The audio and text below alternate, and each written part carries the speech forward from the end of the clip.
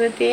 এখন প্রচণ্ড গরম, তার মধ্যেও যতটুকু পারি একা একা ভিডিও বানাই আর আপনাদের সঙ্গে শেয়ার করি।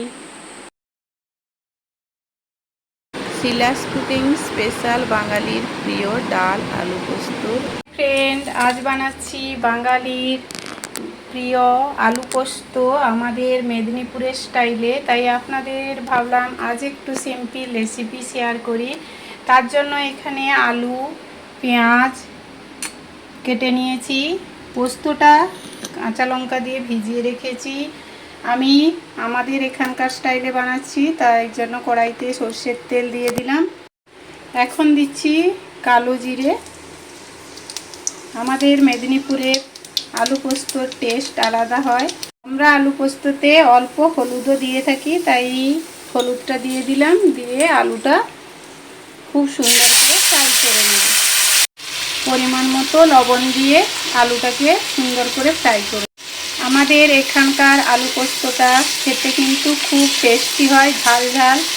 আর আপনারা আমার এই রেসিপিটা পুরো দেখুন আর বাড়িতে অবশ্যই একবার ট্রাই করে দেখুন যে আমাদের এখানকার মেদিনীপুরের আলু পোস্ত আমরা কিভাবে বানাই।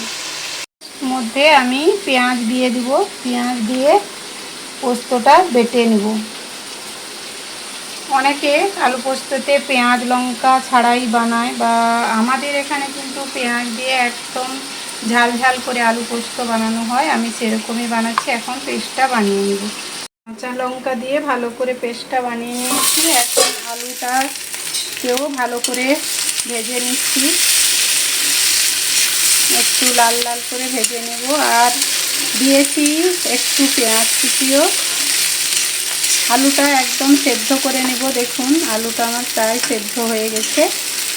এখন আর একটু লাল লাল ভাজবো। আলুটাকে লাল লাল করে ভেজে নিয়েছি। এখন পোস্ত বাটাটা দিয়ে দিলাম। পোস্ত বাটাটাও দিয়ে ভালো করে একটু নেড়ে নেড়ে নিচ্ছি, নাড়াচাড়া করে দিচ্ছি যাতে পোস্তর একটু ভাজা ভাজা হয়ে যায়। পোস্তটা দিয়েও দেখুন ভালো করে একটু মশলাটা কষিয়ে নিলাম আলুর সঙ্গে। এখন দিয়ে দিচ্ছি জল। পরিমাণ মতো একটু জল দিয়ে দিয়েছি। এখন লো আঁচ করে 5-7 মিনিট আমরা ফুটিয়ে নিব। আমাদের মেদিনীপুরের স্টাইলে আলু পোস্ত রেসিপি আপনাদের কেমন লাগলো কমেন্ট করে জানাবেন। আর যদি ভালো লাগে প্লিজ চ্যানেলটাকে লাইক সাবস্ক্রাইব করুন, আমার পাশে থাকুন। আপনাদের লাইক সাবস্ক্রাইব ভালোবাসা ছাড়া এগোনো যায় না। Please support me. এখন 5 মিনিট আমি লো আঁচে ঢাকা দিয়ে দেব। আর আলু পোস্তটা রেডি হয়ে গেল। অল্প সময়ে খুব তাড়াতাড়ি এই আলু পোস্ত রেসিপি তৈরি হয়ে যায়। আর এরকম একটু গামাখা রাখবো, না হলে পুরোটা বসে শুকনো হয়ে যাবে। আমরা একটু এরকম খেতে ভালোবাসি, ভাতের সঙ্গে তো খাবোই। তাই এখন গ্যাসটা বন্ধ করে দিলাম। তৈরি হয়ে গেল ঝাল ঝাল মেদিনীপুর স্টাইল আলু পোস্ত।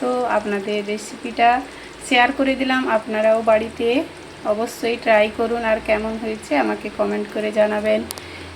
আবারও দেখা হবে নতুন একটি রান্নার ভিডিওতে। এখন তো আপনারা যারা আমার ভিডিও দেখেন সবাই জানেন যে আমি এখন সেরকমভাবে বড় ভিডিও দিতে পারছি না, কিন্তু প্রত্যেক দিন শর্ট দেওয়ার চেষ্টা করি। আর এই রেসিপি কেমন হলো আর আমার রান্না আপনাদের কেমন লাগে অবশ্যই জানাবেন। আপনাদের এরকম উৎসাহ পেলে আমি নতুন নতুন রান্না আপনাদের সঙ্গে শেয়ার করব। আবারও দেখা হবে নতুন একটু ভিডিওতে। এখন প্রচণ্ড গরম, তার মধ্যেও যতটুকু পারি একা একা ভিডিও বানাই আর আপনাদের সঙ্গে শেয়ার করি। এখন আলু পোস্তটা নামিয়ে রাখছি।